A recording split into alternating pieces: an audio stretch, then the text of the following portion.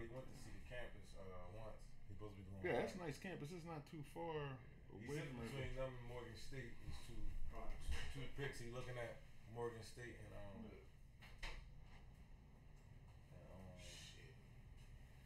He basing it on money from Pennsylvania.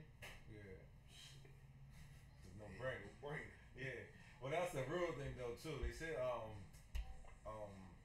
Millersville said they got still got scholarships out there too. Shit. And they said They got scholarships right now. still available. Right not, now? Not for this year. Oh. Next year. Yeah, I'm about to say He that. said they got scholarships available, and he said they and they like this huddle account that he sent them. You know what I mean? Like that's the best thing they made for high school players. Oh yeah. Yeah, that huddle account. All your highlights on there and everything. Just hit a button.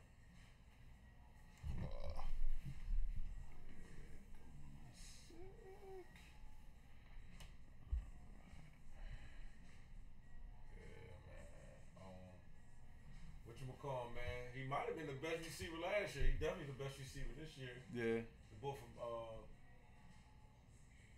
your school, not yet. Where you Penwood. Yeah. Yeah. Yeah, he's D1 candidate, definitely. Yeah. Kennedy Pose. Yeah. That boy was tough, man. He had 3 touchdowns last night. They said. Really? Yeah. Where you going? I don't know. Like that boy different. He scored on the. Yeah, you want to sit up so I can see? He scored on the 4th and 18 last You night. just pull up. How big is it? That's good. What he like? 6'3"? Yeah. He like that. Yeah, hey, that's it. And with speed. Oh yeah. So And with fire. look, He got fire. when you come tall now and you got speed, first thing they start saying is Moss. Yeah, and he got that fire behind. Last year I said, oh, this boy gonna be tough. And you know he's gonna thrive in them 7-on-7 because he's just running gun. Mm-hmm. Them 7-on-7s, he look like God out there. You know, that's all it is. Shotgun, go, air it out. But yeah. That's all really college football is now. Yeah. Right. That's all.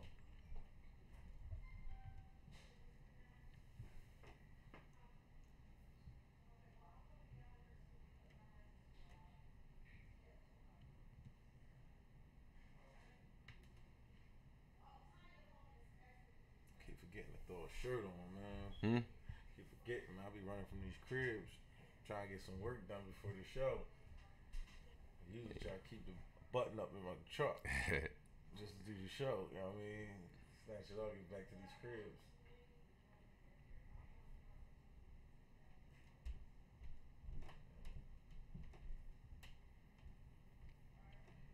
I was up at the cigar lounge. I got that drink from the cigar lounge. What? Oh, you did? Yeah. When I got it, I said, "Whoa!" I said, "Hold up. Let me see that bottle. I need that." What? So I need that. So bottle. they be having it up in there like that? Yeah, it's up in there. Yeah, I guess all that should go together. A real Yeah. cigar smoker will tell you. Yeah, that man. Listen, that rum's something different, man. That joint something different, man. And I'm gonna step my it just made me step my top shelf up now. I said, knocking everything off that don't belong up there, man. I had some E&J. I said, oh, this got to go. Oh yeah. It's got to go. Saying this, it shouldn't be next to this Henny White, man. So this got to go. Put some regular Henny up there. I said, nah, this E&J got to go. I'm knocking everything off of there. I'm gonna bring it next week. You gonna be down here next week? You coming through next week? I'm gonna bring this drink, man. If you ain't, man, you need to go buy this bottle, man. If you mess with rum, or if you mess with anything brown, you need to get that joint. That joint, smooth peach taste. Man, throw a little ice cube in that joint. That's how they gave it to me with the ice cube. So anytime I drink it, I need the ice cube in there. Little round drink. Yeah, little round ice cube. Yup. That joint make that joint taste like, man, my ice don't taste like this in here. Ain't nothing for it, bro. Just a little round. Sunni had the little drink. 1.2, the little ice maker drink. Made the round dips. Yeah. Okay. Hey, it's a click of a button. You can find it, Amazon. Putting everybody out of business. True indeed. Yeah, we got it. We don't have them tomorrow.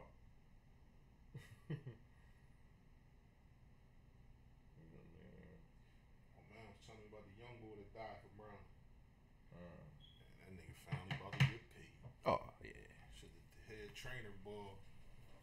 Said the head trainer when dude fell out, hollered out some shit like, Get up. "Get his pussy ass, drag Yeah, they his pussy ass on done. the field," or some shit like Yeah, that. they done. So he did that shit in front of the whole team. Yeah, they done. Just like that. done. Like $12. Yeah. But the ice ball in there, man. Yeah, my cousin be doing that. He making them mules like that Oh yeah. with the copper cups. He the old head style. He don't play. What joint you was at to give you that cigar, boy? The joint immediate. Okay. Yeah, it's joint of I immediate. was trying to hit that joint on Thursday. night. I tried to see if my wife wanted to slide out there, but she bullshit. Yeah, Al was up that joint Thursday night. Her cousin. That's why I don't never shit. Yeah. Take that little motherfucker away. You don't never want to go. Axe. Nah, I ain't gonna be next week. I'm gonna have surgery Friday. Yeah. Hernia surgery. Yeah. Yo, man, really? Yeah. I'm about to go get that shit, man. I'm about to go get it because my belly button. That's the joint. That's where you at? Cause I'm starting to feel some pain over top of it. So I don't know if this shit getting bigger or what. Probably. That's what my joint is poking out over top of mine. So Yeah, I got the same pushing shit. on it. I got the same shit. I told myself, my shit been like this for a minute though. Yeah, mine been like that. Shit been like Nah, that. yours bigger than mine though. See? Yeah, yours bigger than mine. And that shit and it's sore, like right above that. They probably gonna have to put the mesh on your joint. I don't care. They told me they just gonna. They in and out now with a whole bunch of shit. I got shoulder surgery. They told me so one day. So it's hernia. Probably be laid up. There we for go 2 right days. there. That's a joint. That's the one to get right there. Put the little face on it. With skulls. Order that right now. Gonna have you one Order drink. that joint right now. Have you one drink. Be like, Skull Man got me. That skull head cube. Skull Man got me. I don't know if it's gonna have that, but he was like got a little brain work in there, little work in that joint. Yeah, that's a nice little drink, man. Yeah. All day long. That's Yeah. a nice little drink. Ain't nobody gonna expect to see that in your drink. Oh. Drinks. You tell somebody you want to try it. Alright. Yeah, I got that joint, and I gotta go Tuesday to get an MRI on my knee. Then I gotta.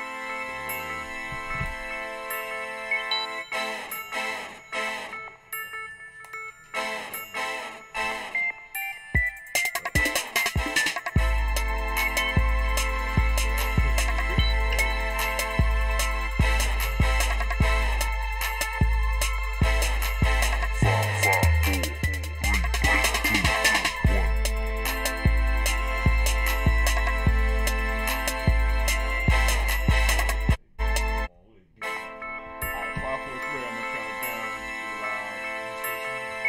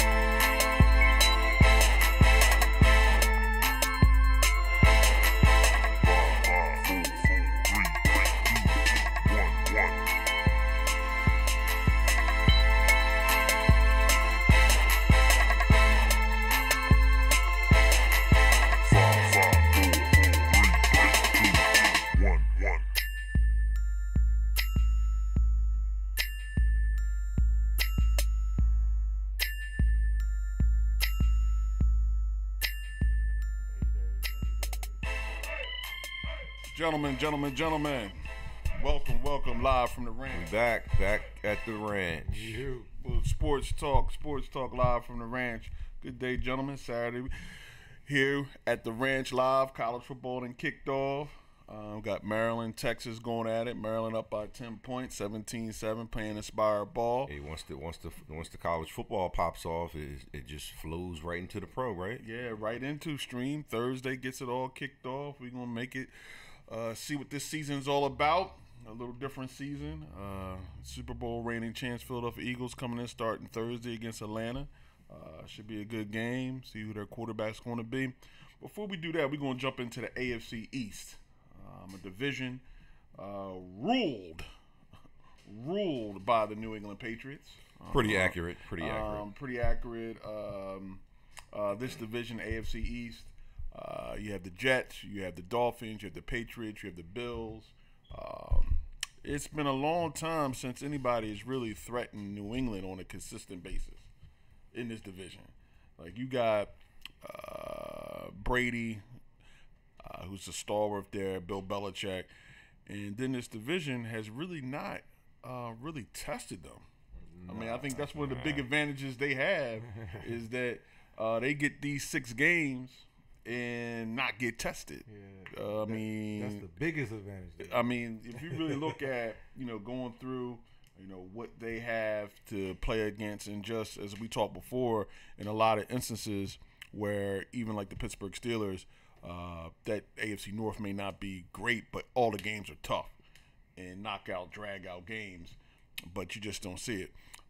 Coaches, you got Gaze for the Dolphins, McDermott, Bills, Todd Bowles, Jets, Bill Belichick, some consider the GOAT of coaching there, the advantage there. Starting this season, you think any of these cats are on the hot seat? Starting out? Man, I mean, it looked like 3 of them can seem like they could always be on the hot seat. Yeah. Those 3. I mean, listen, if each one of those organizations other than the Patriots go mysteriously 3-13, then we might not see somebody. We know how that goes. Yeah, I mean, Todd Bowles and McDermott both are bringing in new quarterbacks, a young quarterback. Sam Donaldson for the Jets is definitely going to start. He's earned the starting position for the Jets. He's going to start. Josh Allen, there's still some talk about whether he's going to start or not in Buffalo. Gaze says Tannehill is his quarterback. He's going to go with him. Gaze had that Broncos team that year to put up a lot of points or whatever. That's kind of, as an offense coordinator, that's where his claim to fame began. And, Belichick is Belichick. New England is New England. So, they're going to, make do. They have a few suspensions they're dealing with. Their wide receiver, Edelman. But it seems like whatever you give Tom Brady, he seems to be able to adapt with their offensive concept and make plays. I mean, that's just been the status quo of this division, moving forward. We got Brady, Donaldson. So, do you think anybody can really realistically win? At one time, you figured the Patriots going to have to fall back. Is this the season the Patriots fall back? Absolutely not. I mean, how long can it go? I don't see them falling back, but I don't think that they're going to have a year like we've seen them do the 13-3s. I don't think we're going to get one of those because I sense something weak about what they got going on right now. Yeah. And the conference does not make things or tougher. It doesn't make things tougher. The conference, it makes it a lot easier, So I do not see them doing a 13 or 14 win season. However, they are going to win the conference.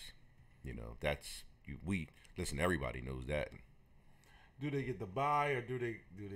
Or if they go on the road, do they get total home field advantage? Is it a matter with New England is what they're going to have? Are they going to get home field advantage throughout, or are they just going to have the first bye? Well, who else is out there that could get it? Pittsburgh, maybe. People are talking about maybe it's San Diego's year. We've been waiting for a long time. I mean, that's the biggest thing with New England. Not only their division, but in the AFC, nobody's really ever. You had Baltimore a few years, right? But the home field's big. Home field's big. Pittsburgh beat up on each other. Baltimore and Pittsburgh. Yeah. The Bengals. The old teams they beat each other down. Yeah. So it's hard for them to win 12 games. It's New England is sort of kind of to me living out the 49ers of the 80s life where the NFC East teams beat up on each other. Yeah. And then when that they West had their 14-2, Right, Yeah. right. and all they had to do was beat one NFC East team. Yeah. To make it to the Super Bowl. You know that you talking about the Rams, the Saints, the Aints, and the Falcons. Those three games. Run through that's this right here. Yeah. This right here. So you got Brady with basically 2 rookies or 2 journeymen. Yeah. I'm taking And you can your team, right? You've been in the game so long that you can keep doing patch jobs, whether they're on the offensive line, whether on the defense. You can patch guys up and still win. You know, whether as if you in another conference that's tough and you lose a tackle, you might lose the game. You know, because the conferences are so competitive.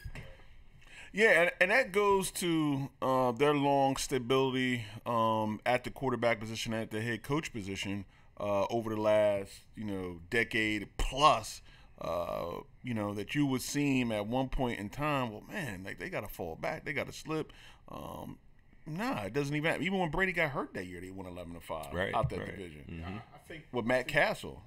I think with their system, man, they just have a system that's going to. Oh I yeah. think their system is not necessarily having one defined system. Like they'll play the short passing game. Right. They'll run the ball. They'll throw it to the tight end or the running backs all game. Or they'll just play defense. Whatever your weakness is, they're going to come in and throw. They're going to outthink these you. other teams are going to just try to force their system. But how, Right, but right, yeah, right. but how, and it's interesting because how come other teams will say, look, we got the slight backs and 12 7-yard catches is almost 2 first downs every time we touch the ball, or whatever. We keep moving, we keep the pressure on, we keep scoring points, we keep making plays. Time is accurate, so we're going to have, the accuracy. To beat them, you need the front four that can get to Tom, harass him, and then lay back and press cover those Which receivers. we've seen. The reason why, we don't keep saying it puzzles me, but yeah, because even though when in Pittsburgh, they always played them in the soft zone in the playoffs and like, get lit up. They never change. Like they didn't have the Yeah, personnel, but like you were saying before, personnel to do that. the back end, the back end piece, like they didn't have the back end D backs. But at the same time, if you sit in the zone, that's it. Oh yeah, the game's over. But here's my thing: is okay. I don't have the personnel, but at the same time, I'm not gonna let you light me up in whatever I got. I got to try something. You got to gamble something. Yeah. You're not gonna beat me 1 through 4 quarters in a defense that I'm supposed to have in place that's supposed to work. It's not working. Yeah, I mean it's interesting. And you come in with the Jets are interesting to me. The Todd Bowles comes there as a defensive head coach. Gets to the quarterback. They're going to start the young kid. He's going to play. So your expectations have to be kind of tainted there. And then Tannehill is the guy that's been around for the longest. Couple coaches, couple offensive coordinators. When did the Dolphins make a move on Tannehill? Or is it the Gase seems to believe he can win with him, or is it just he's the guy there? That's all he has. I mean, you got to suit up the guys you have. Do you think Tannehill is a guy that can do it in this league, or he's just a cat that I'm here, I was drafted, I have some athletic ability, but how am I going to? When does it make or break on Tannehill when he's got to we got to look in a different direction? Well, for me personally, with the quarterbacks, man, I think it shows early. Yeah. Basically, like Carson Wentz. Yeah. These guys, Russell Wilson. These guys showed early that they were good players. They didn't take, let him out there for 3 years so he can struggle, and then these guys, before Tannehill might have been on a normal young quarterback progression. Get better. But when you see these young quarterbacks now coming into the league and they tearing it up, it's like. So I would imagine before they had to give him that Aaron Rodgers type $130-40 million, they would cut bait. His 8-8. Oh yeah. But he got paid. Didn't he get paid? He got paid once. He got paid once. Yeah, and I don't think they're going to move. I mean, Josh Allen, some people are talking about he's not starting in Buffalo. This other Peterman guy is outplayed, and they may go with him. But at the same time, when you're a first-round pick, and it's interesting because Brady is like a 6th-round pick, and everybody else is first or second-round picks up there. And it goes to show that, necessarily it's not where you're chosen, how you can play and adapt and what system that you're in. Because a lot of times I think, these guys young quarterbacks come into systems where guys really don't know what they're doing in the pros. And they try to force feed you into a system that doesn't, mark to your strengths. I mean, if you're a deep ball thrower, we're gonna put you into a short passing game type thing. But that's not you. You're a gun. Right. You got to go get me 6'2", 6'3" receivers to get downfield, make a play, go get the ball. You know, if you're accurate, short passer, now we're going to try to stretch you out with the long ball. And that necessarily don't really, fit your style, whatever. I think coaching in the quarterback position is one of the things that is unbelievably, underrated in absolutely in the professionals. And Brady looks like it's a runaway. I mean, unless something crazy happens. Yeah. This division once again. I mean, we've seen even with an injury, we seen New England still survive. You know what I'm saying? Yeah. 3-1. Yeah. So when he was suspended. So the conference doesn't help. And that's another thing with the quarterbacks. Like it's like, do they really believe that they can beat Brady? I don't think so. I think that's another thing why they're not moving on like the quarterbacks, or they not. You don't see them making all the big splash plays in free agency because they still always feel we're not getting to the playoffs. Like they just don't believe it. Right. You know what I mean? All three of those teams. So when Buddy Ryan's son came in Rick's-Mind at one time, the Jets played defense, beat them a couple times. Right. And I think a couple times when the Dolphins had the Wildcat going on. I think a couple times when Baltimore knocked them out, I think it was because the New England's division was so soft. They had a record they thought they were better than they were, and then when they would play them tougher teams, they would get knocked out for that stretch of going through. And now that these other teams are falling off and they're not at the same level of defense, the Ray Lewises, the Ed Reeds, the Palamatos, they're gone now. There's really not much that stands in the way because if you really look at it, I mean, they Atlanta had them beat the brakes off them for the first 30 minutes. It was a classic example when they had stepped up in competition, and then again, they just coaching. Coach. I think to Jonathan's point, them Baltimore teams, Ed Reed, Ray Lewis, and them Suggs, them Pittsburgh teams, Chad the Johnson Jets with Beavis and Bart Chad Scott, and Johnson. those dudes, Right. they knew Palmer. that they could play with New Oh, England. yeah, We hit them in the mouth. Right. We could play with them. They knew It was no listen, scared. They weren't backing up. Right. Nah. And they beat each other up, and that's why New England got to slide through when they did. Sometimes the game is won before you even play. We heard that before. So we definitely, it's a consensus that New England has this division. Any team that you think that may surprise you, may get a wild card out of these teams? Nah. So I do like They might be fun to watch. the Jets quarterback. I like the Jets. I like him. I do see. I like the defense. Yeah, they got like the some of the skilled defensive players. minded coach. Yeah, But did you see them getting in? it's No, I can't see them don't see him in the getting them in. playoffs. I don't see him getting in. I think if they have that terrible 3-13 year and the rookie doesn't show any Right. Todd Bowles is gone. Yeah. He's a defensive coach. Right. 8-8. They're going to try to bring in an offensive-minded coach. They're going to try to bring somebody to mold this young I quarterback. actually like the Jets better than those other two teams. Okay, well, let's jump into the heated division here. NFC East. It's a division. It's a division. We got some real hate. We got some real hate depending on who you talk to. Some real hate in this division. Watch out. Yeah, we got the NFC East. You got the defending world champion Philadelphia Eagles with their first Super Bowl winning Super Bowl 52. You had the Dallas Cowboys. You have the New York Football Giants, and you have the Washington Redskins. This division, classic, most Super Bowls in any division in football. Hard-nosed division. Best division in football. Everybody's going to play tough. I don't know if it's the all-time best division in football. If you go back, that NFC South right now is kind of hot. It's tough. Yeah, that NFC South is right. Everybody in NFC South got a except for who's that? Tampa Bay. Tampa Bay. Tampa Bay is the only team right there. So it could be. Just overall, if you look at the Eagles, they're going looking for the repeat. Their coach Peterson, Super Bowl trophy. He got it done what no coach has ever done for Philadelphia. Moving forward, you got Pat Shurmur, he coached on the Eagles staff. He was offense coordinator for Minnesota last year for the Giants. He's their new head coach. The big thing about Pat is he's a big play action offensive coordinator, and Eli Manning has done best out of play action. I mean, Absolutely. when he going back when he had the running game, not the greatest wide receiver, but the running game, that's when Eli seems to get the time to be able to throw and make throws. That the other offense they had, the quick pass and everything, at this stage in his career, that wasn't for him. But Pat Shurmur is a big play action offensive guy. His core of his offense is play action. That goes to Saquon Barkley. Now they go to Saquon Barkley, and they just paid ODB. They just gave him his money. He's happy. He's content. Now with the Giants, with Saquon and an offensive play action coordinator devising, they're looking like number 2 right now. You got to I defer to the world champs in the division as number 1. The Giants looking at number 2 because can Saquon be the Terrell Davis to John Elway as for Eli Manning? Do you think there's enough left in Eli's tank? The Giants have made some defensive free agent blockbuster moves a few years ago. The Giants. I Still really got like some them. guys I left like on the that Giants. defense.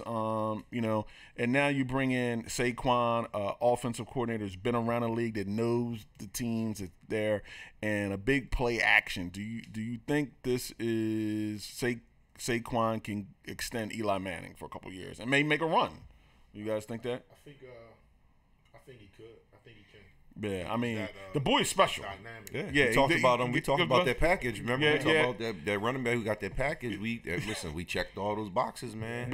Yeah. You know, so definitely the complete. yeah, And Eli, he's been around, and I mean with Beckham, Ingram, Yeah. Shepard. put it up. Some you got to give him something. Yeah. It's gonna be 1-on-1 or you Right, gonna be right. 7 men in the Yeah, box. yeah, You right. got to give him something. Yeah. And Eli's smart enough to get him in the right. I mean, And they got don't forget the new wave pass catching tight end they have. yeah, Number Yeah. 88. Oh, Evan yeah. Ingram. Yeah. So they and they have skill at the skill position players. They're right there. I mean, Yeah. the Giants is far now. It's always been they made some moves in offensive line. They got the free agent tackle from New England. Moving him over. So I think it's going to be back on basically how their offensive line plays. If they get offensive line play out of here, watch out for the Giants. Because Giants are gonna win that conference. you got the Giants number 1. Okay, I definitely. got them winning it. Okay, now we're gonna move into the Redskins. Now you got Alex Smith, you got Dre Gruden has been there. They got the typical Redskin move. They got Adrian Peterson. It's the typical Redskin. You've played 19 years in this league. Let me give you your last contract. That's what they do. Dion going back. That's Bruce Smith, all them cats. That's what the Redskins do. They're the biggest unknown. You don't know what they're going to do with Alex Smith. He can give them stability. I mean, they had Kirk Cousins for all the time, and Kirk didn't really, he didn't really do much for him. Bet on himself. They wouldn't commit to him. Now Jay Gruden. I think Jay Gruden is definitely on the hot seat because he's getting the quarterback he wanted. They made changes, changed coordinators, changed quarterback. He wants this quarterback. This is my quarterback.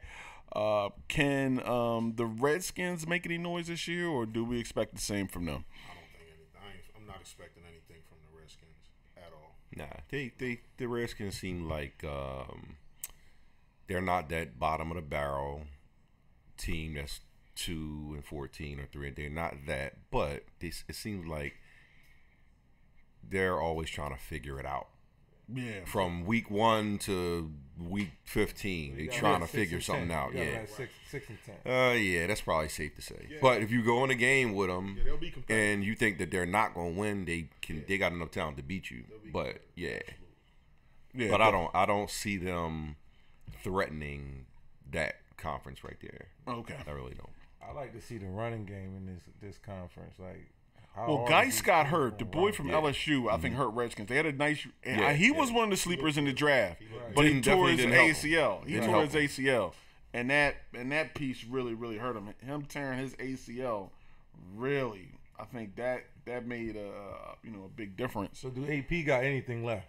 We gonna find out. I think if you leaning on what how old is he now? 34 year old back to be your I hope they're not doing that. Is that I what thought they he's doing? supposed to be coming in spot duty. He's Right. supposed to have a young thoroughbred, and he's supposed to be the veteran and say, "Look, this is how you pick up this blitz." Yeah, Right, I right. don't think he's going to be able to do anything because I think Adrian Peterson still believes he's Adrian Peterson Nah. 5 years ago. Nah.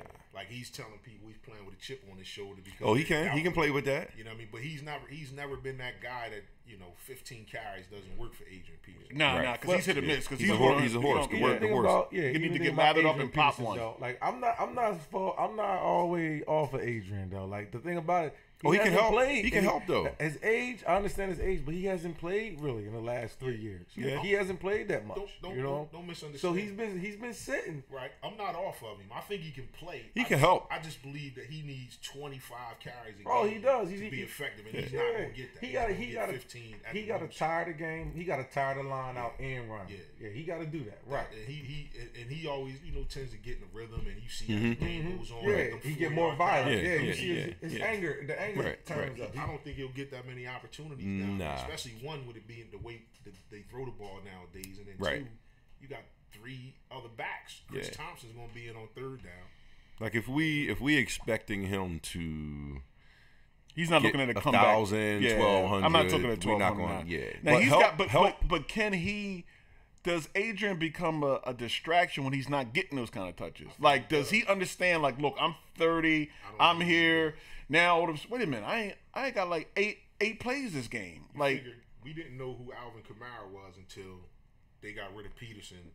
To find out, and they said, okay, and I was like, oh, well, I see why they got rid of Peterson. Why did they even bring him in? Yeah, you know what I mean? We had the 2 backs there, So we found out who, and I think it's going to be the same way. Like he's never going to be able to. He's like Allen Iverson. He can't get in a game and say, hey, AI, here you get 10 shots a game. Right. Nah, he needs 30 shots. AP needs the ball to be that guy. Yeah. And I don't think he's. And I also think that it doesn't help him probably mentally because I mean let's be serious. He hasn't played, so you still have some energy, right? But what do you do? Like in his mind, it's like I haven't played. I'm fresh. He's feeling fresh, right? So I wouldn't be surprised if week 1 he doesn't have that 20+ carry game, maybe 100 yards, and then everybody will be expecting, and then it'll just start to go downhill. Like, I mean, Father Time's undefeated. Oh yeah, definitely. Shout out to Dondi. Dondi. I don't know about that saying Father Time's undefeated. Mayweather challenged Father Time a little bit. Mayweather wouldn't fight nobody. Mayweather challenged Father Time a little bit, man. He took him on the ride. The opponents have a lot to do with that. I always say this about Mayweather. Name me the great African American hood fighter he fought in his prime. I'm talking about when Leonard stepped to Tommy Hearns and they prime out of Motor City. African American descent. Like that's just. It's a big void on. Well, another time. We got the fight coming up. We got your Roy boy steroids Canelo tainted beef going against Triple G in a couple of weeks. We'll be here in the ranch with that. So definitely. Hey CJ, how you doing? CJ in the building. How you doing, CJ? Talking to everybody. CJ, did you eat wings? Don't trip over those wires, man. Dondi, we got some Cowboy fans. We're talking about Dondi. CJ in the building, y'all. And Donald King. Donald tuning King. in, they're talking about Rico. We talking about these Cowboys, man. Rico, Puff Labas came. Be careful, CJ, don't trip. There you go, buddy. All right. So let's sidetrack right in. Let's get in there. That's going to be a whole podcast on itself. The Clapper redhead one. This is personal. Y'all know the nation, but it speaks for itself. If you don't get it, if the Cowboys don't go to the playoffs this year, you're talking next year will be the 10th season with 1 playoff win. And that 1 playoff win is a controversial win against the Detroit Lions, who haven't won anything ever, like in the past years or whatever. So, looking at the Cowboys, definitely it's going to be interesting to see where we're going to go from here. And I think the key thing is, like, we pick up the quarterbacks, it's a big year for Dak. I mean, Dak Prescott is what he's going to do, but I believe Dak Prescott is handicapped by this offense, but that's another story for another time. But if you look at Dallas, if they're going to do anything this year, it's going to come from the defense. Randy Gregory has met all these things in stage 3. He had a meeting with the doctors this week. And cross our fingers, cool. Right? He's good. We had him crossed for what? 3-4 years? We waiting. 17 sacks on the other end. They moved Tyrone Crawford in to the under tackle, the 3 spot. He's lost weight. He's quick. In 4 games, Irving comes back. Collins, the defensive tackle, showed promise as a rookie with 6.5 sacks. Then hurt his foot last year. Doubled that. He's back for industry. And a very deep at linebacker. The Woods from Green Bay. That acquisition helped a lot. And, the kid from Notre Dame, Jalen Smith, has been playing lights out. It looks like he's at the speed. He's back looking like that top 5 linebacker yes, pick in form. Only thing on them is definitely the secondary, the safety position. The other 2 guys are playing well at corner, and the safety is a big thing, so we'll see. But the other part is the offense. This offense traditionally has been stars, nothing fancy. Look, we really don't scheme to 21st century. We're still running something from the 90s, and you got to beat your man. And when they lose their top players, and now top players just can't go over and beat anybody, the offense struggle.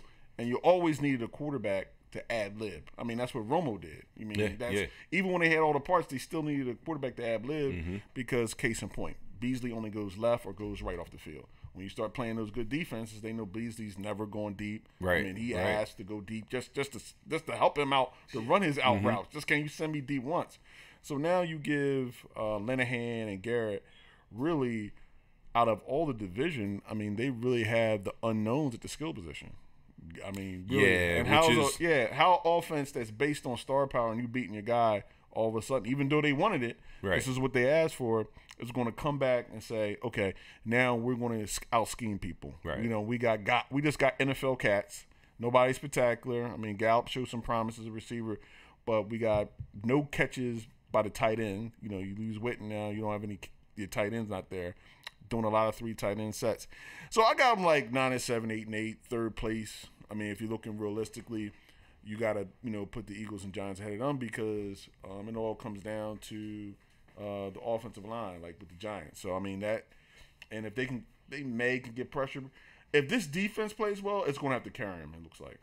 Yeah, listen, Dallas, well, I'll give a perfect shout-out to you soon because you're a Dallas fan, and you're one of the few, along with Eagle fans, who put a realistic record of wins and losses out there. And why that is because, all right, Dallas, Dak looks very promising future, right? Yeah, I mean, quarterback. The and verdict he's in a very tough situation because, and we talked about this before, every quarterback under Jason Garrett that backed up looked like straight garbage. Like if you go all the way back to for the quarterback for Tampa Bay that won the Super Bowl, Brad Johnson, when he was a backup for Dallas, got in there when Romo went down, looked terrible. Matt Castle, terrible. Brandon Wheaton, terrible. The guys they draft looked terrible.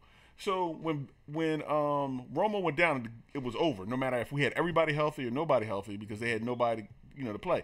So when Dak got in there, it was a shock. Okay, here comes Dak. Wait a minute, we're making plays. Like everybody else has looked flat out horrible. Yeah. We looked so horrible. They got Matt Castle in the middle of the year and started him and Matt Castle didn't do anything. So it was like when Dak got in there, it was like, well, maybe he has some potential because everybody else in this offense looked flat out. Now he had Zeke running the ball too, but even when Romo got hurt and they still had number 20 Murray running the ball, they still had to fly Romo to London to play the Jacksonville Jaguars because that's how much confidence they had in Wheaton. Like, we need to win this game. Yeah. So Romo coming off an injury, they still had to fly him back over there. So I'm not sold on this offense, but I'm sold on Dak's ability to do anything in this offense because, once you saw last year, the left tackle went down. And they couldn't figure out in the middle of the game how to just show that. And the same guy sacked you 6 times. Well, look, Dallas, here's the thing, okay? What was it? It wasn't last year. It was the year before last. 2016. 13-3?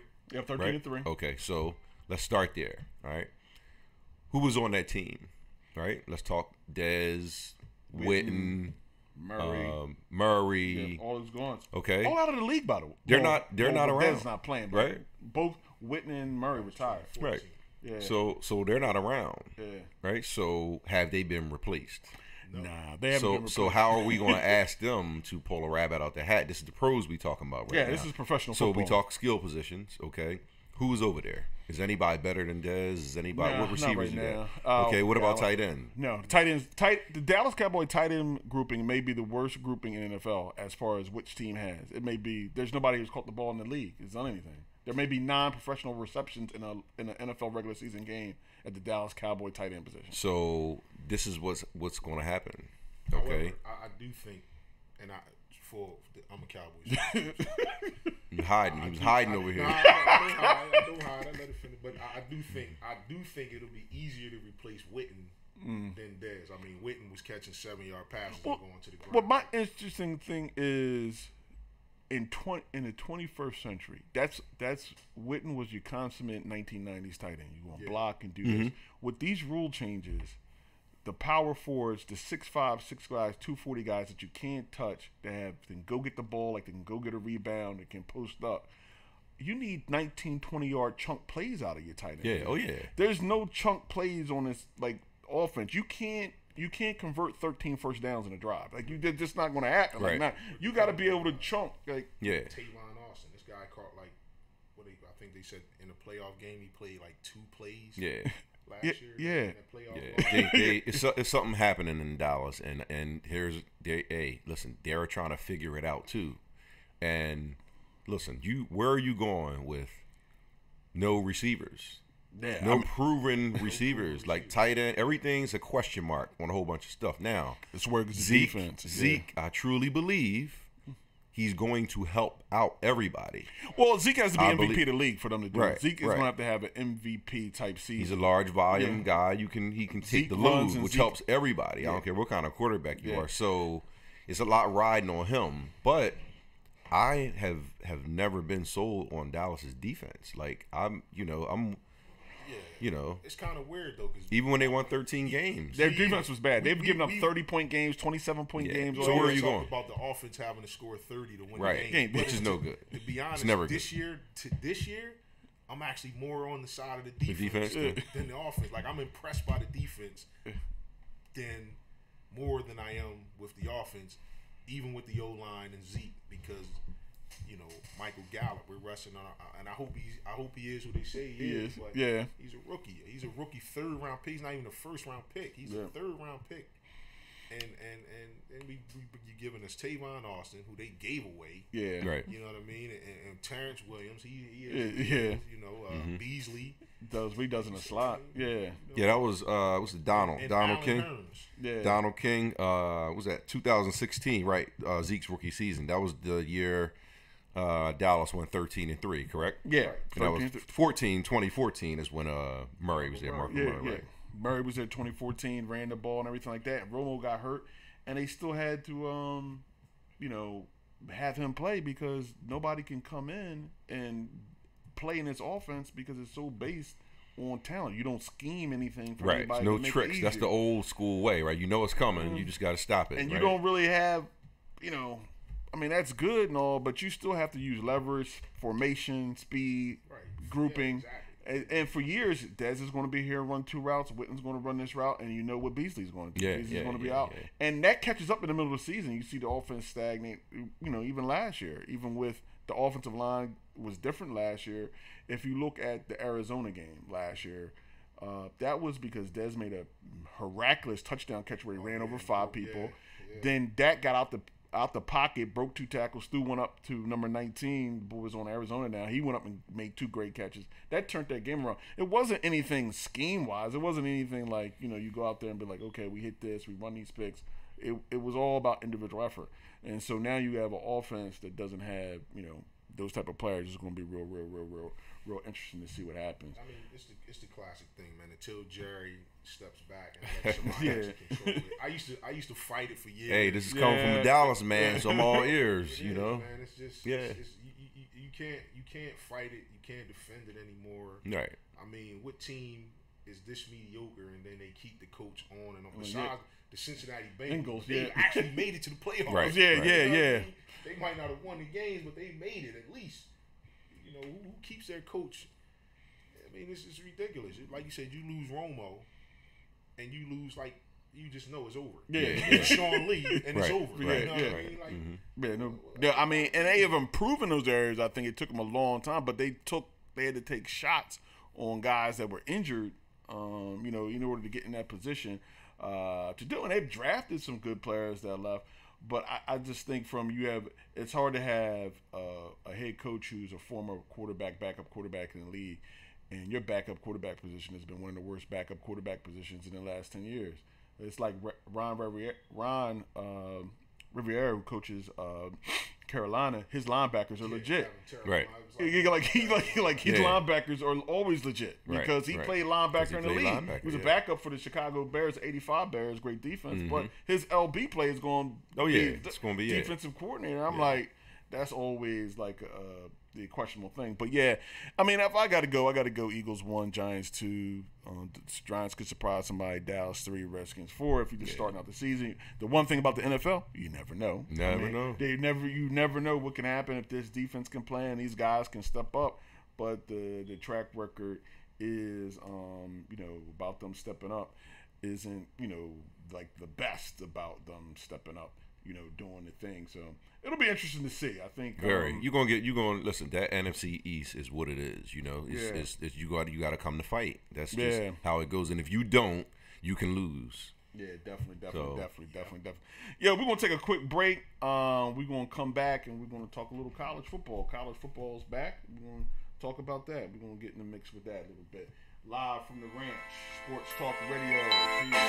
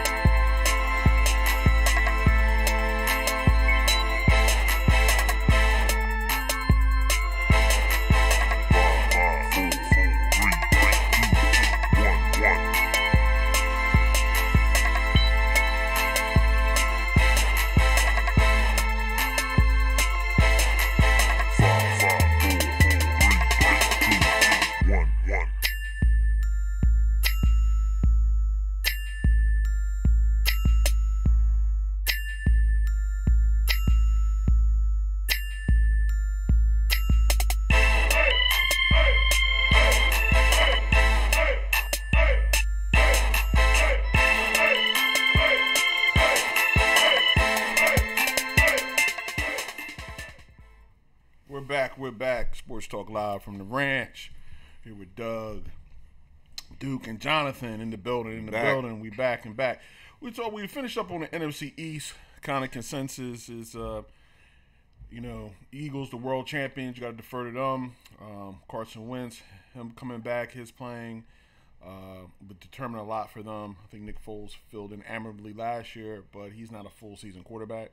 I think when they get Wentz back and Doug Peterson's proven that, he can put together an offense. And their defense is pretty solid at the corners. Giants number 2. Can Saquon give Eli, extend him? Dallas number 3. A lot of improving parts on offense. Defense is looking solid. And the Redskins will be the Redskins. A couple defensive signings happened in couple defensive signings. Ooh, did they? Yeah. Did a defensive signing happen? Yeah. Arnold got money. He got his money. The Rams. There's a lot of talk about a lot of offensive guys. The Rams, they're all in. All the chips are to the table. And they pushed in. They cashed in that big chip.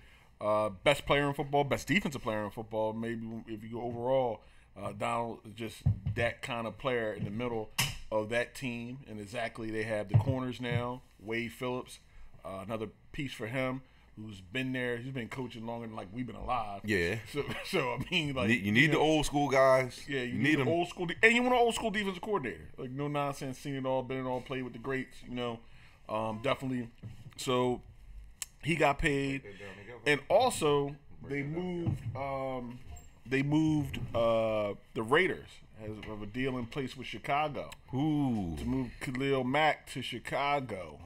Interesting enough, we've talked about this before. We had a situation where we said, can Gruden relate to these new players? John Gruden's been away. He's been, fanning praise on everybody on TV. Everybody's great, la, la, la. But now when you go there and the coach, how will they react to Gruden's old school, probably gruff mentality? Do you think this is a situation, or they just didn't want to pay a great player on defense because it's an offensive league? I think it's a combination.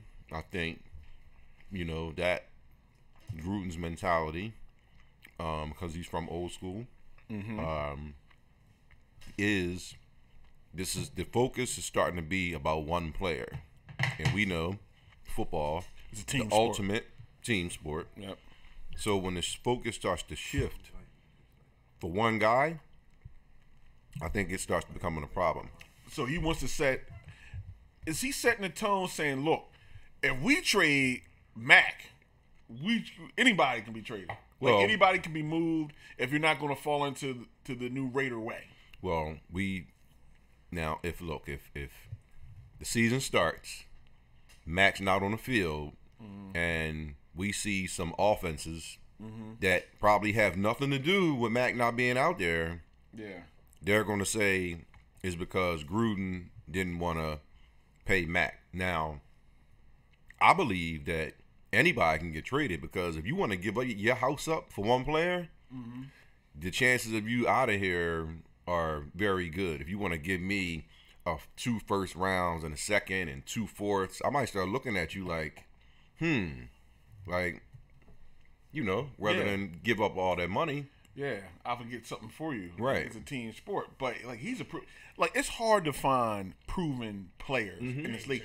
And game changers. Like with the ex-Eagles coach, the ex-Eagles coach, Chip Kelly, found that out. Just because you don't like this guy or he wasn't this is the professionals. This is not, you have 4 real games during the year and you got an All-American right behind them. Guys that can dominate and change the game at the professional level. You got to hold on to them, whether you like them or not, or your personality or not.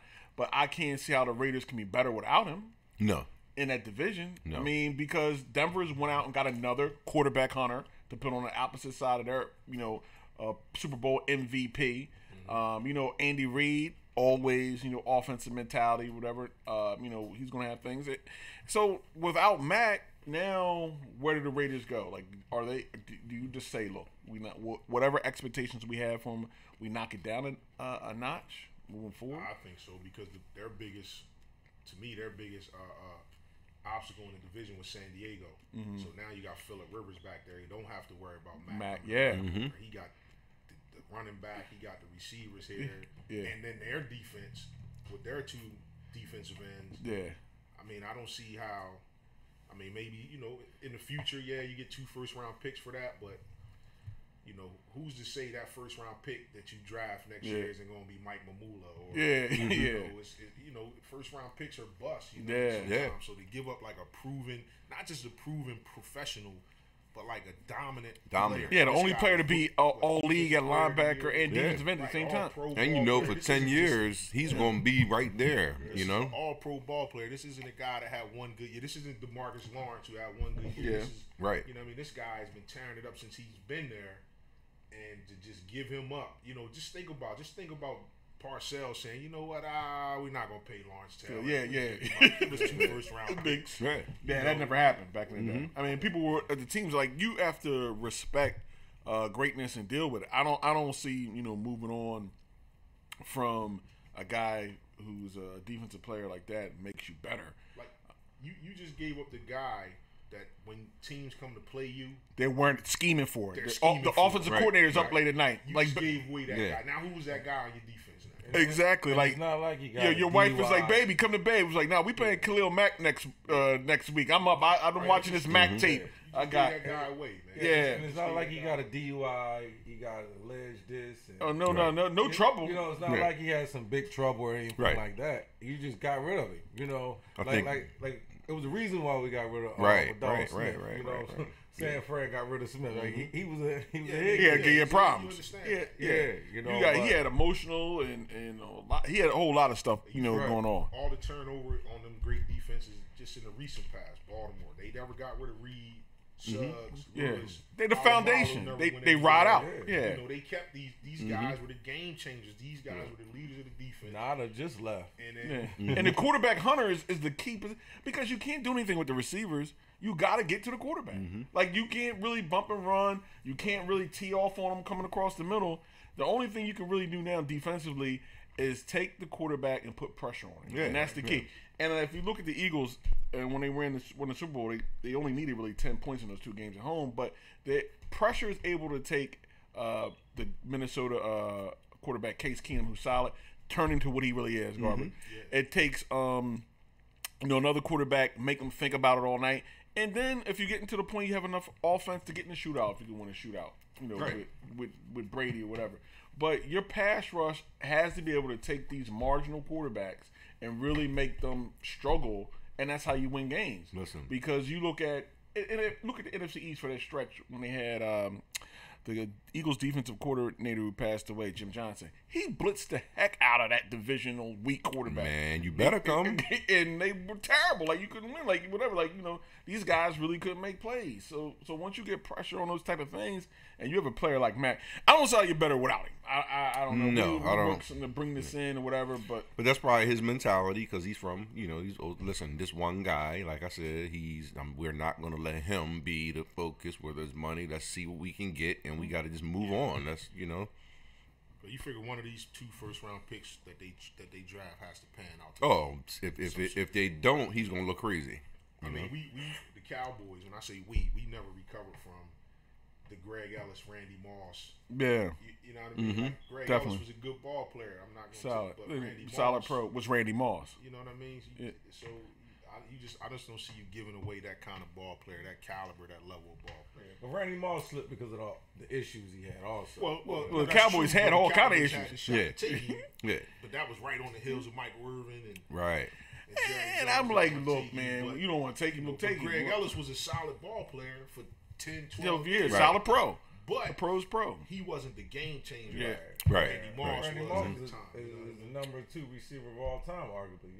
So you don't want to. I mean, I just Khalil. I mean, just think about that, man. Like you said, that's Lawrence Taylor. That's Singletary. That's J.J. Watt. That's you don't get. When they're a fixture, you know what I mean, and this guy gonna be here for 10 years. And the sky was the limit. You can't let him go. I mean, you can't let him go. Like that's the Charles Haley deal. Yeah.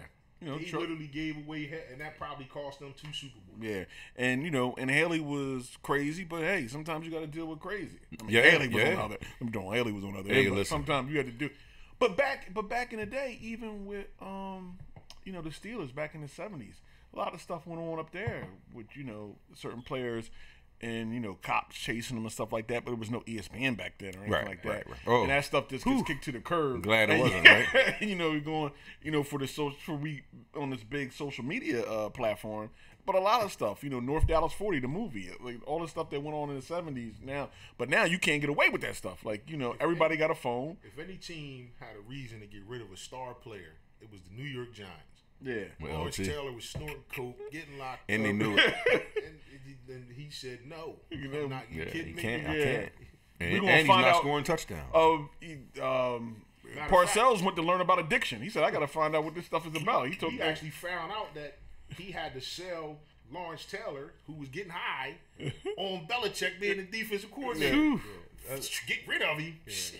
Back then, though, that's a whole new world with getting high. Yeah. And the thing about it is when you look at these players and you look at it's about winning. Like I say the whole time about it. Like I always joke, Sapp at Miami. The Miami head coach, like I'm trying to go to the pros. They like Sapp's doing weed. Well, if he gonna get 4 sacks, make sure he has his weed right before we play Florida State. because I'm not trying to coach at Miami the rest of my life. Like I'm trying to go on to bigger and better things. I'm watching. And with these guys, it's 6 and 7 figure salaries that are at stake here. Maintaining them or going getting them. So players play. I'm watching a drug documentary. And they had the whole Pittsburgh Steelers front line in the steroids. They was snorting. Yeah. They was doing coke. Super Bowl. Super Bowl. And down Miami, they said, oh yeah, we gonna win. He said, y'all got a game in a few hours. He said, yeah, we gonna go and win. He said, and that's what they did. They went and won. Hollywood Henderson played. If you ever saw the movie when Denzel was the airplane pilot, I forget the name of it. Flight, where he had to take the bump. Well, that's what Hollywood did. He was out all night. Oh yeah. And he knew if he went to sleep, he wouldn't make the Super Bowl. Damn. So what happened was he put the cocaine. If you look, he has a liquefied bottle above his thigh pad in his pants. They zeroed. You can go in and zero in it. So he was hitting on the sideline in order to keep up. Had a great game. Him and Eggman, whatever. Of course. But great athlete. He's a linebacker that returned kickoffs. To tell you what type of athlete he was. Like, you put your linebacker back there to return kickoffs. To tell you what type of athlete Hollywood Henderson was, at the time, but definitely. But, yeah, the pros, it's going to be interesting. I really want to see how, only one person has ever done it. It's Dick Vermeil. He left, came back, won with the Rams, but they had to talk to Dick Vermeil. They said, Dick Vermeil, this is not the 1980s. This is not, where you had 6 preseason games, where you ran people, you hit, and all this kind of stuff, and everything on that. It's like, Dick, you got to roll this back a little bit. We're here for you, but you need to roll it back a little bit. He did, and he went on to win. Same thing with Coughlin. Coughlin with the Giants. It was like, yo, Tom, chill. Like, you're a Parcells guy under these guys. I understand it. That's what you do. That's how you win. Right. But like we talked before, like we were talking about the Maryland incident, coaches yelling, grabbing your face mask, and you type of thing. You grew up with that. You know what I mean? Like, like you can't. Some things you just, I guess, can't do anymore. Nah. I mean, and that's, I don't know if that's sad or good. You better now, and it changed because we seen the Bobby Bowdens, we seen the Joe Paternos, and especially Penn State. Like, listen, back in the 80s and early 90s stuff, those guys stayed loaded. Like, it was freshmen ready to play. You don't know who they are because you got to wait. That was their system. Yeah, you go there and hold the bag for 2 years. Yeah, you hold them back, and nobody's. They had to change that. They had to walk into kids' houses and be like, "Listen, I want you to play. I want you to play as a freshman." You know what really happened? I don't want to go sit behind anybody, and I know I can play. Everybody's on TV now. Yeah. Whether you play at Central Ohio, they got you Tuesday nights on ESPN. Right. So you're gonna be on TV and play. So I'm gonna go hold a bag here where I can start here, and my parents can see me play on Thursday night college football. Right. Like before it was like, people games, but everybody is televising everything now. Now I'm not gonna go here and sit behind anybody. 85 scholarships. Like when Pittsburgh won with Dorsett back in the day, Jimmy Johnson was assistant coach and Wanstead on that team. They had like 120, 110 guys on scholarship. Yeah. So what they tell you? Yeah, like, you give up money when you can play. Yeah, it's like, it's all about about winning and making moves. But then you didn't go anywhere. You stayed and you waited. Nobody's doing it now. Guys like what's his man, Indiana basketball coach, Bobby Knight. Guys like him, the things that came out about him, and that's the reason why coaching has went the way that it went. Now, and if you grab that the same way we got our face mask, it's just hey, I did something stupid. You know what I mean? Now it's considered bullying. Yeah. Right. You know, And I think, but Bobby said, look, this is all good as long as I win. When I stop winning, it won't be good. But I think we look at it like you got to ascertain what's coaching and what's abuse. Like, you're going to get yelled at. Somebody's going to yell at you. Oh, yeah, without a that's doubt. going to happen. Like, my dad yelled at me. He's not abusing me, but I'm playing with mattress. Put the guy mattress down. Yeah. Like, you know what I mean? True indeed. But if he had a bad day in the office, I'm just here, in the living room, and that's yelling at me. That's abuse or whatever. So you got it's a line of separation from that. Right. A lot of things though too is with if they knock back the parents, how you can treat your kids. That's where it started at. If you dial back me, I can't hit my kid. I can't do this to my kid. There's no way a kid is going to be able to get to college or high school and be able to deal with his face mask getting pulled when the parent's not allowed to beat him for staying out all night. The parent's not allowed to beat him for those matches. The parent's not allowed to beat him for putting his fingers in the sockets. The parents are not allowed to beat him. So how can that kid really function with somebody grabbing his face mask where he didn't get a beat? Yeah, he didn't even get it at home. You know what I mean? Like, how I'm gonna let this guy? So that's where I think where they really why they want to enforce it, because the kids can't deal with it no more. When it happens, it's the first time for them. Right. They like go into trauma. Like, this foreign man, you not my dad. You pointed at me, poked me in my shoulder. What you doing? Yeah. Hey, Bobby Bowden said it best. He said, and this is before he retired. He said, nowadays, you better be able to tell these kids why. Yeah. Remember, one point in time, it was like, whatever I say, you just is do what it is. I don't need explanation. You better explain to them why. And it's not a bad thing because they want to know. Right. Like, if you punish somebody and they ask you why, you tell them. I grew up with because I said so generation. Because I was like, because I said so. Yeah. That's okay. Like that's what you grow up with. What it was. That's what it was. Don't question what I did. Now people are questioning and asking it. But that's a good segue. As we get into this college thing, we got some college games on here. Maryland, Texas, Maryland is up by 2 points, 24-22. We got a Washington and Auburn game coming at 3:30. That's a big game. That's a big game. As I got the always preseason really don't mean they shouldn't do it pull up. Like, I don't understand. Like, you should wait 3 weeks to find out who's who and give everybody a chance. Wisconsin Badgers for All-Americans. Watch out for Wisconsin.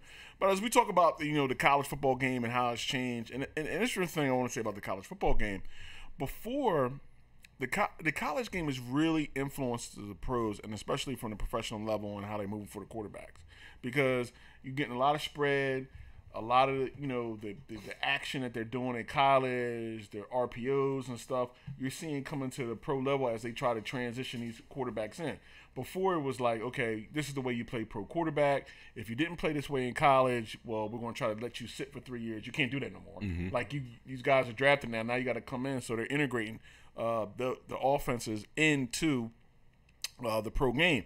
And the big thing with me is if you look at the SEC, and everybody is, the SEC, you got Alabama, you got Georgia, you got Auburn, and 3 teams in the top 10. And the SEC had taken a step back, I think, in the last couple of years because everybody's out.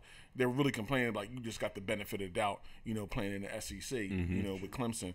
Got 1, 2, and 3. Yeah. Huh? So you look at Washington. This is the big game because I think a lot of intersectional games, as they're called, Washington versus Auburn, is really going to set the tone because if Washington can beat Auburn, it's going to say they can say, look, you just can't. Let's guarantee the SEC, give you the SEC, benefit of doubt. You get the spot in the championship game. Now, if Auburn goes out there and waxes Wisconsin, it's like, oh, look, you're Pac-12. We thought you for Gazy. That's why we don't ever. That's why we don't invite you to the Big Four anyway. Because we thought, even though it was like game one, that shake up time. Let's go. It's like thing, and I think that's one of the good parts about college football. Like every game matters. I mean, and here's the interesting part. And some teams schedule the School of the Blind for the first game.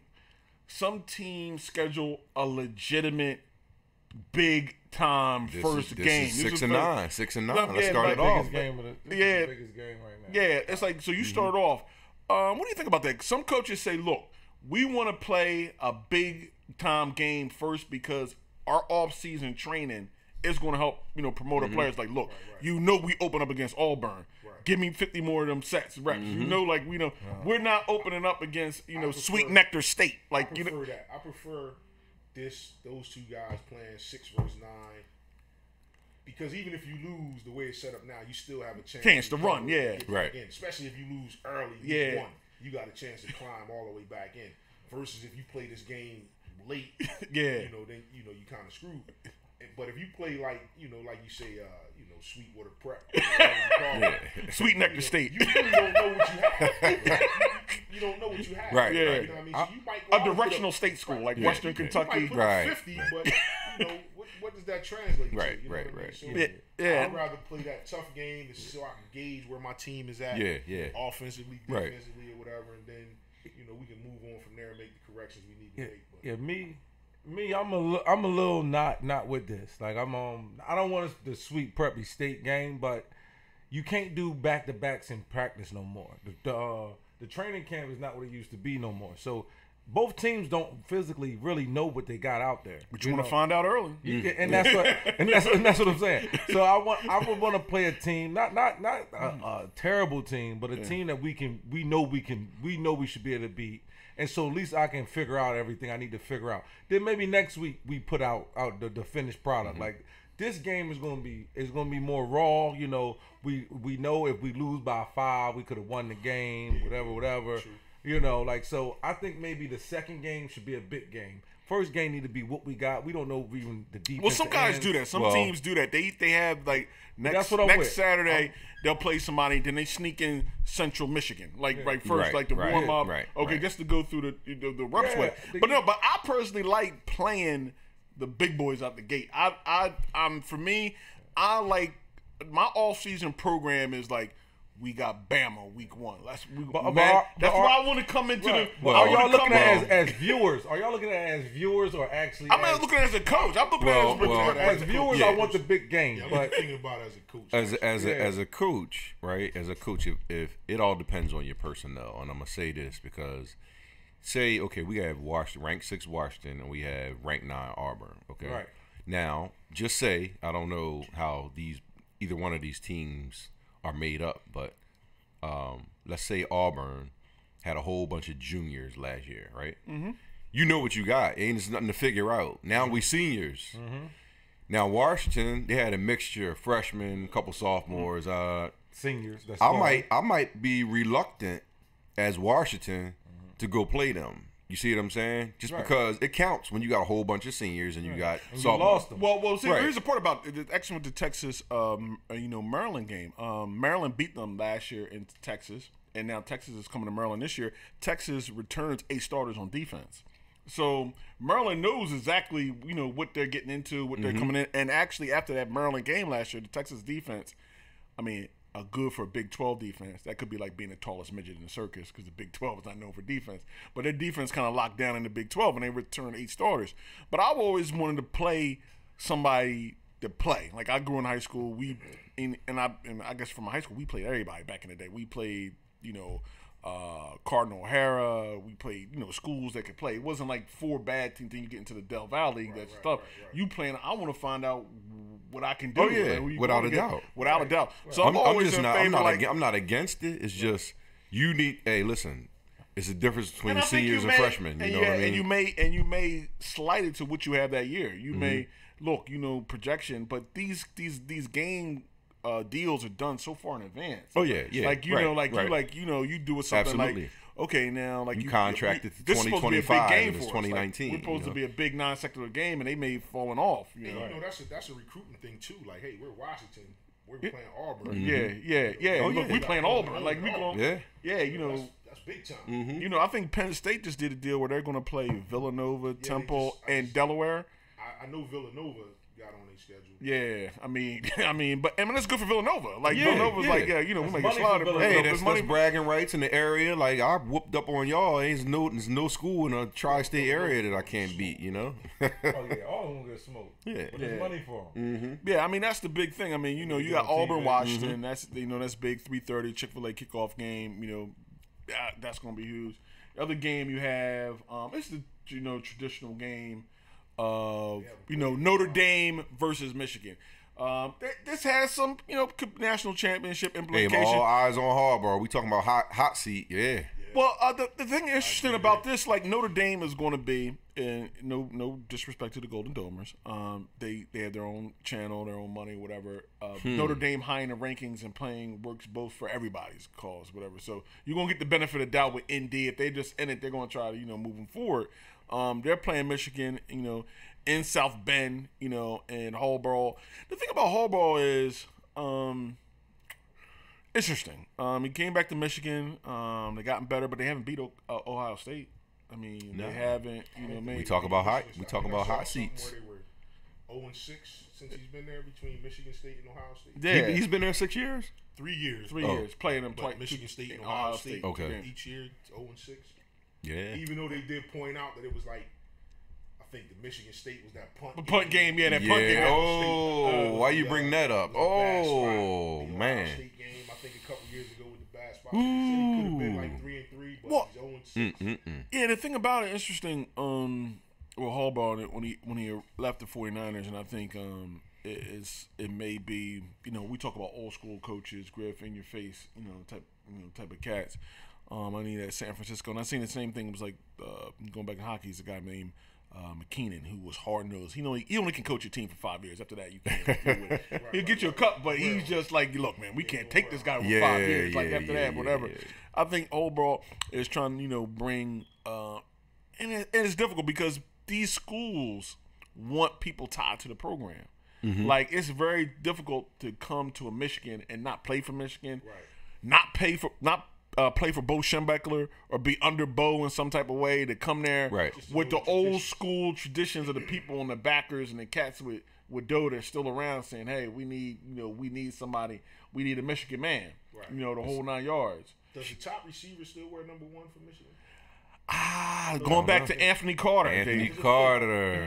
I know that was a thing. Yeah. That was their tradition. I'm not sure if they do. I'm still check out, but going back to Anthony Carter, big shot.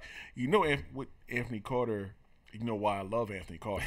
I'll tell you a little story. Why you love Anthony Carter? Why I love Anthony Carter. It all goes back to a playoff game. Minnesota Vikings at the San Francisco 49ers. Oh, 81, number 81. 49ers are home. And Minnesota comes in there with Anthony Carter and beats them.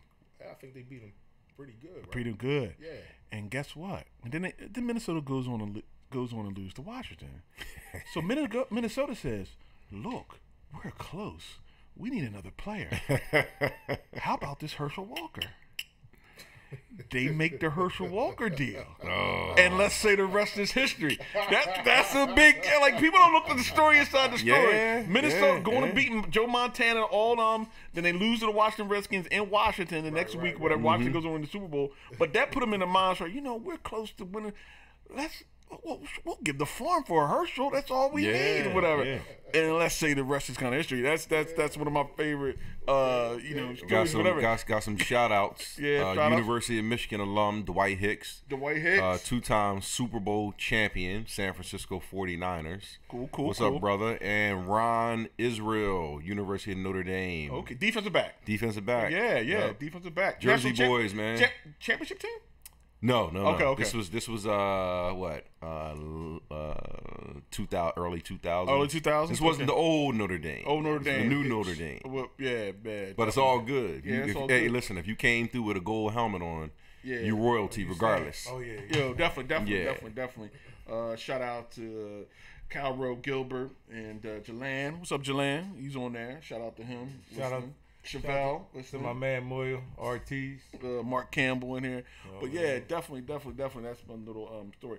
But yeah, I definitely, Notre Dame being good in football is, is good. It's good for college football. Notre Dame brings a lot of juice, a lot of swag with it. Definitely their followers. Michigan, it's a big game. I mean, Harbaugh has to do something, but he's safe because he's a Michigan man. Yeah. Some cats aren't safe because they're not Michigan people, right? And I think they figured, like, we're going to be here. He has the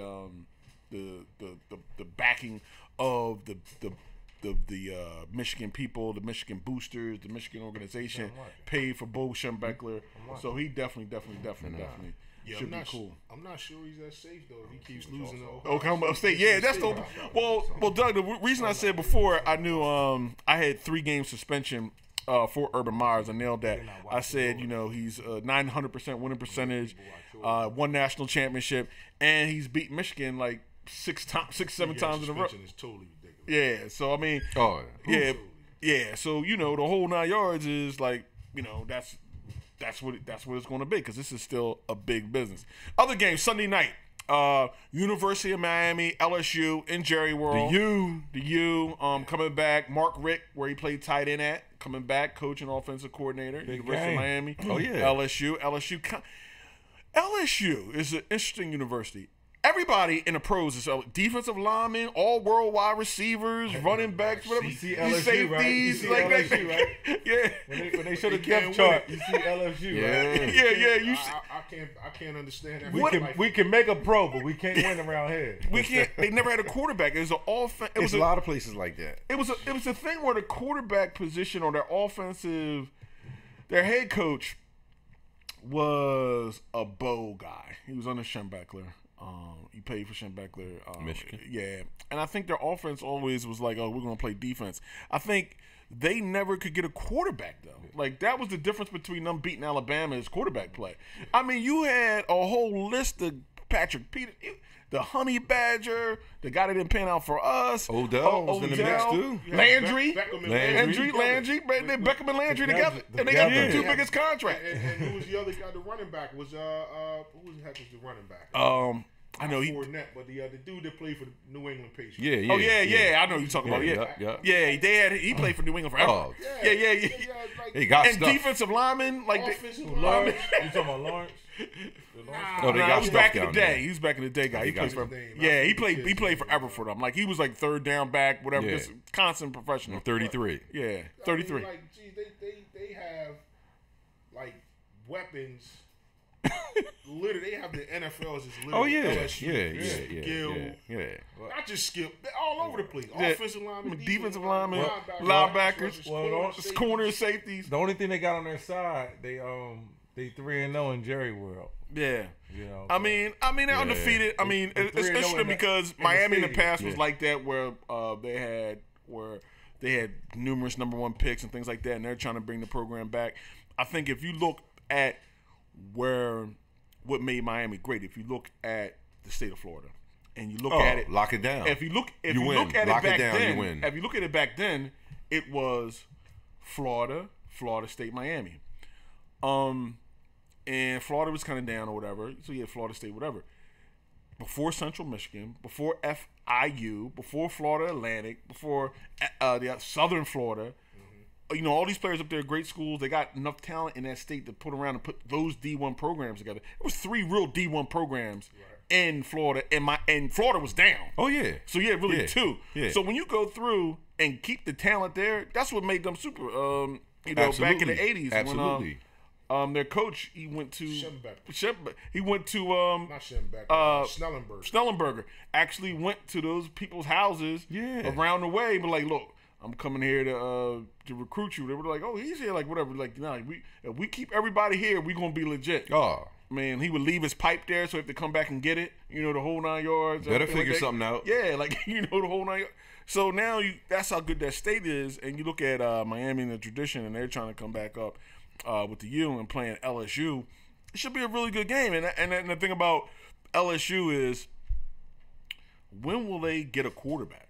I think that's the one thing that puzzles me even about Alabama. Offensive system. Yeah. Like like we know who Saban is. Yeah. We know defense. We know offense.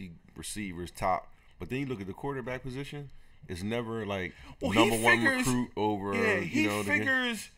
I got professional size cats. Yeah. D1 everywhere else. I'm gonna protect them, right? Yeah, I'm figuring he my can be quarterback. mediocre, right? My quarterback just got to do what I got to do. Just don't blow the game. Don't blow the game. Like like you said, that doesn't work against Bama, who's got the same thing. Yeah. Right. Yeah, Bama got the same thing. They got. Mm-hmm. I mean, like if you look at the past championship games, the only people that beat Bama, if you remember, is you got that quarterback. Yeah, Yeah, they're the difference makers. I mean, you got to be able to make plays outside the pocket. You got to be able to speed up the game. You got to be able to keep them off guard.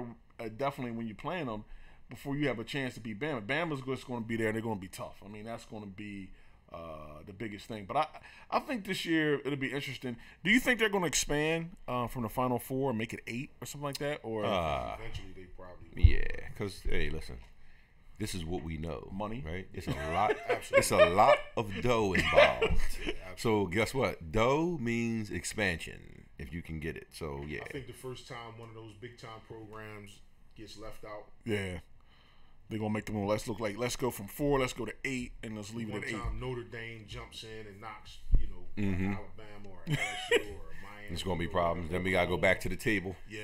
Yeah, because you could do like if you do the top 10, that's, take the top, you take the first 7, get in, and then 10-9 do a playing game, and then you go from there. I always thought that, though. Like, okay, if just because we're at 4 now, right? Yeah. Okay. Somebody gets snuffed, right? So whoever feels like they got snuffed, then you play that low seed to get back there again. But it, like you said, it could with Notre Dame being an independent, you could have the Big Ten, the Pac-10, the SEC. Yeah. You could potentially have all of those Power 5 conferences plus Notre Dame go undefeated. Yeah. And 2 of them won't make the playoffs. Right. Yeah, something got to be done. Something got to be done. Hey, but listen. Did you see what was it? Central Florida. Yeah. They were undefeated. Yeah. See, they're not a Power 5 conference. Yeah. But they were in the Power 5. Yeah. They were undefeated. You know what they did? Yeah. They got rings.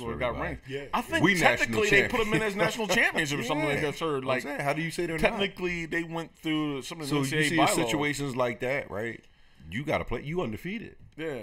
And if I'm the coach, and right? see, I think the part got it because I think there was a suit against those non-major conferences. This is a monopoly. Like you're excluding us from playing all that TV revenue and money. Because you can't exclude them. Yeah, like the TV they went revenue undefeated and they're in their listen Division 1.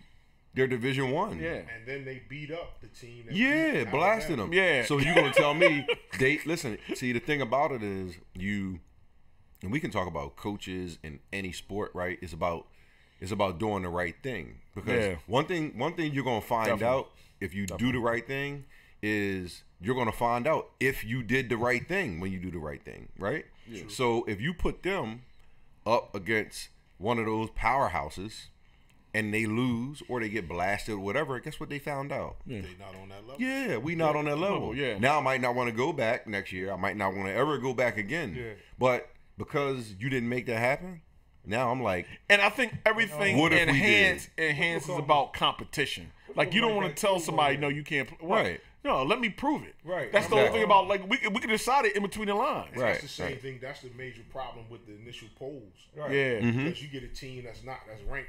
It could be a team that's not ranked right now. Yeah. In the Power 5 conference. Right. That's really good, run the table, and they'll never get higher than 6. So they not ranked already. Right. Yeah. But remember, what was it?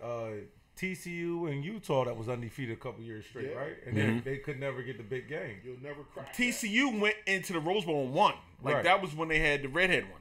Yeah, they went in there and got that game. They went in there and said, "Look, we're gonna play. We're gonna prove that we can play and win this game." And they went in there, and I was rooting for them because you gotta root for the underdogs. Like, look, we want to play. Like, you gotta put it on the field. So many times, right? Boise State as well. Boise State, yep, was one of them. Beat Oklahoma on that trick play at the end. And said like we can play straight out of Boise. Peterson. Yeah, Boise State was poised, but Kaepernick and Nevada beat them on one of the great games ever played. That I don't know if anybody saw that Nevada when Kaepernick was a senior Boise State game when they beat Boise State. The Cat missed the field goal to tie it at the end and cost the million. It was late night. It was like it came on like that game was they balled out. But that's the whole point. Decided on the field. You don't want to let nobody else take it from you. Just play it out. Play it out. Play it out. Quick, we want to jump into this before we get out of here. Your boy. Chris Harper. Your boy Chris Harper. Heavyweight fight, FS1 Sports. He said, look, man, I'm leaving. Like, I'm out of here. I'm like, peace. Take this. I'm going. Like, I ain't going. Not gonna be able to do it. Like, that's what. That's walked out the ring. I've never seen that. I know Roberto Duran said no mask after it started. Like, look, I got cramps. Look, I ain't gonna beat Sugar Ray tonight. He on that speed game, whatever. They didn't got me in this ring. They know I'm overweight. I didn't party and drink. If you saw the 30 for 30. Yeah. The 30 for 30. They like, look, we got to get him in the ring now. He partying, doing everything. Yeah. Ever seen anybody just walk and say, look, this ain't, nah. I mean, this not going to happen tonight. I'm going to walk on out of here. Yeah, Chris Harper. What Oliver McCall did something special too. He looked at the mental breakdown. He was on drugs. Yeah, it was and something he had a happening, mental breakdown but, in you the know, ring. But this guy right here, he's special. He's a special kind of guy. He's in that other category. We made another category up for this guy here. Because my thing is this, okay? If whatever kind of opponent you're about to face, you know your opponent now. You've seen him. Yeah. You're training. Right. And you know what he's about. You know what you're about. And this is what you train for. So you acting like, you know, you jumped in the ring and you never seen this man ever before in his life. Right. Yeah. Now, if you never seen this man ever before in life and you 200 pounds and you get in there, he's 270 and big as I don't know what, I can see you saying, oh, no, I'm not getting killed tonight. But you know what you were facing. Right. So, you working out, you big as heavyweight division. To this guy's credit, though, you know, and I like to take people at their word. Right. He said he left because of the money. Yeah. He wasn't getting paid enough. To do Like that. The juice, so what's enough? The juice wasn't worth the squeeze. Yeah, I don't know. I don't know. That's what we gotta find out. We gotta out. find out what the enough But he is. said You know what I'm saying? He said he's been a pro for X amount of years, and he felt like he was being disrespected. So he ain't never know that? Now that's my point. Yeah, you That's know my the con- thing is, They already Don't- they they Don't didn't you tell know him how much before you that- gonna get before you get the in? contract already was done, right? That's what I'm saying. I'm pretty sure of that, but I mean, I don't know. I mean, like you. Wild Lee Coyote. I mean, if you think about it, though, if you really think about it, right? He could have really just went in there, caught a punch, went down, got his money, and got paid. He actually lost money. So my thing is, why even do that? Yeah, I don't know. Oh, you just show I don't like, you why know- he show up. Maybe Yeah. he's trying to make a statement. You know, show up and get everybody here. Yeah. And everybody Look, we're not know. getting paid He enough. shoulda I gotta asked make for- a he shoulda statement. asked for more money when he got there, like Ray Robinson used to do. You know what I mean? At the fight. Like, He's yo, I not Ray need, Robinson. Need some more bread. Ray Robinson. That's Ray Robinson. We got homework to do. We got to find out how much that purse was. Ray Robinson said, "Yo, I'm gonna need Yeah. more bread." That's what The we night need to of the find out. fight. I mean, that's the only thing I saw about it, man. Right. I gotta imagine a guy that's a fighter, man. You're not just gonna walk. Nah. I mean, he's been doing this. He's 13-6 or whatever, 13-9. yeah. I mean, he's been in there. He's won some. He's lost some. Now we can say though, if the other guy was gonna get a $500,000 or $600,000, they was like, "Oh man, we gonna give you 50,000." Then no, okay, all right. Yeah. But you're supposed to know that though before True. you get into this. To that stage. So Yeah. like I said, unless he was just, hey, I went in there. Well, why would you go in the ring? I went in the ring so the cameras would be there and bring attention to what was going on. Yeah. Versus if I just say no, then they just gonna grab another tomato can, give him 50,000, and Yeah. go on with the fight. I need to make a statement for these boxers out here that's trying to what he make did a it for? hustle. That's what he said. That- That's that's why. what I he don't said know. he did it for. Is that what he That's what he said? said it was about. Okay, then. That's what he said it was. I'm not gonna talk bad about it. Like, That's what whether he said, that and I was don't true or know. not, Yeah, and I don't know, so I'm know, gonna leave it who like knows? that. Yeah. Yeah, I mean, but give him the benefit of the doubt. I mean, you don't know, but I think It was crazy to see. Yeah, Just like go somebody get to the come in. instructions and all of that, and just. yeah, And be done. I mean, you could have just stayed in the locker room for all that. Yeah, I mean, you couldn't. But hey, we're talking about it. I mean, he made his point. Like, we want to Shout out to Demetrius too. Demetrius. Shout out Demetrius. He made his D. point. Parker. He made his point definitely that look, we gotta take a look at this boxing in 2 weeks. Royce Castro. What's next- up, brother? next week we'll- Firstborn. Yeah. No, fifthborn. Excuse me. Fifthborn. Yeah. Fifthborn, 5. It's a good number. Next week NFL starts. We'll have some results on Thursday. Can't wait, Saturday, man. Saturday we get into Let me the see. live action. 2 weeks. Juice Man, Canelo, the Juice Man versus Juice Triple Man? G. That's your man. That's your man. Juice Man. Juice Man. Tainted meat. Tainted meat Canelo. I did want to let y'all know though, like what's Sunday football kickoff, right? Yeah. every like Sunday morning for some odd reason I just start crying. I don't know why. I just start just tears and Having stuff. tears of joy. Yeah, I guess. Yeah, it's back. You know back. What I'm I like back. to say It's just one drawing though, right? It ain't our both. It's just one drawing though, right? I don't even know. But 17-week holiday. 17 Yeah, week holiday. definitely. Nothing like it. Nothing like it. We about to run this table, see what happens. And the thing about the NFL, like you pretty much anything can happen. Yes. You know, Eagles won the Super Bowl last year, coming from the last place out of their division. So, you know, Dallas Cowboy fans, they hurt right now. Yeah, you know, like They hear that Eagle. When they hear Eagles, boy, they ooh. It's like And vice versa. When Eagles hear Dallas, they get sick. Props. They won it. You can't They take won nothing it. from They them. can't take it. You can't take nothing from them. See, that's what I like about you. You know how to remove yourself. All right, look. Like I said, I'm a fan, but I'm a fan of the game. I've been around some special Cowboy fans. That's some special Eagle fans.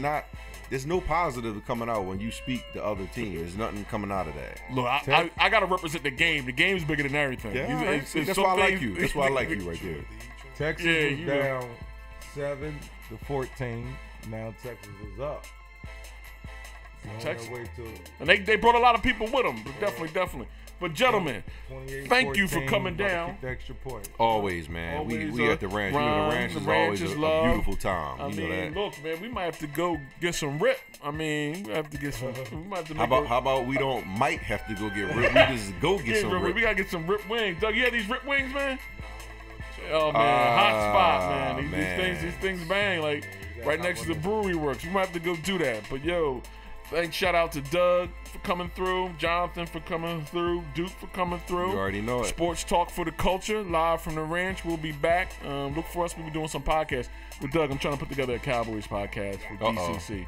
Don't tell Eagle fans. Yeah, I'm trying to put that. Don't tell them where you at. Yeah, I'm trying to put that together. We need to talk about this, Rico. Cool. Definitely. But all right, everybody. Peace. We check y'all out next week from the ranch. Out of here.